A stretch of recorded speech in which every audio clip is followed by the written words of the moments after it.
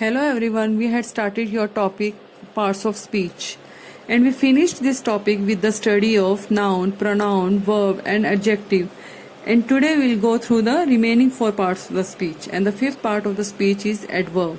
An adverb is a word that modifies a verb. Okay, they are very talented words and they can give information about the verbs, about the adjective and about the whole sentence. For example, Rima reads slowly. So slowly word is here telling about the verb. They are giving information about the verb. There are 5 types of adverbs. The first is adverb of time.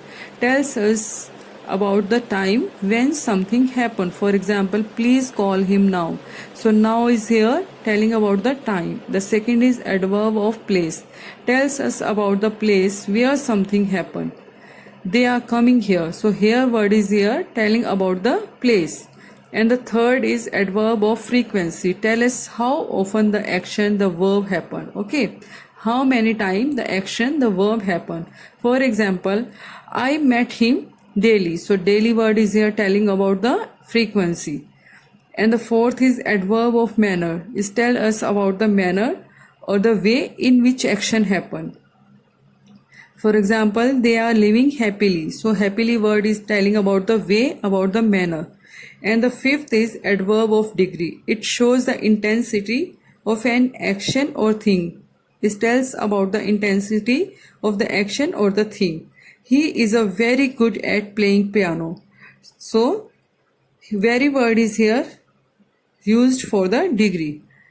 So, sixth part of the speech is conjunction. They are words that link with other words, phrases, clauses together. Okay. For example, I do work quickly and carefully. So, and word is here joining the two words quickly and carefully. So, there are 3 types of conjunctions. First is coordinating conjunction. It joins the word to word, phrase to phrase and clause to clause. Okay, let's understand with an example. Pizza and burger are my favorite snacks. So, and word is here joining the two words pizza and burger. The next is subordinating conjunction. This type of conjunction is used to linking two clauses together. Okay. This word used for the join the two clauses. For example, Sarah began to sneeze whenever she opens the window to get a breath to fresh air. So whenever word is used for joining the two clauses. And the third is correlative conjunction. They are simply pair of conjunction which are used to join the equal sentence. For example, both my brother and my father are doctor. So both and word is here using like a pair. Okay. And the seventh part of speech is preposition. Preposition is a word and almost always a very small, very common word that shows the direction, locations and time.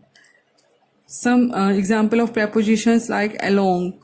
Preposition words like along, because, between, near, outside, without, downstairs, upstairs. Okay. There are 3 types of preposition. The first is preposition of time. It refers to the time in various aspects. For example, she was born in 1986. So, in word is here telling about the time.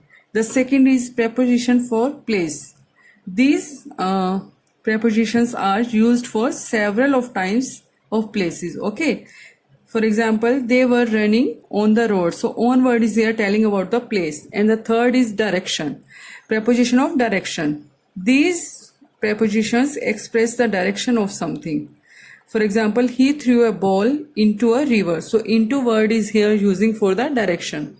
So, the 8 parts of the speech is interjection. An interjection is a word that you throw between sentences to express a certain feeling, emotions. Okay. You can now you can see the position of the interjection. Here we can use the interjection. So, beginning of the sentence is, wow, this is such a pleasant surprise. So, wow word is here used before the beginning of the sentence. And the middle or end of the sentences, we can use interjection in the middle or the end of the sentences. So let's see the example. It is so exciting. My goodness, I just can't believe it. So my goodness word is here using in the middle of the sentence. And as a stand-alone sentence, you can see the interjection in this. They are stand-alone sentences in sentences. Oh gosh, I can't believe how late it is. So oh gosh word is stand alone in the sentence. So students, as I told you, the parts of speech help us to analyze the sentences and understand them. It also helps us to construct a good sentence. So hopefully the things will be cleared by now. Thank you.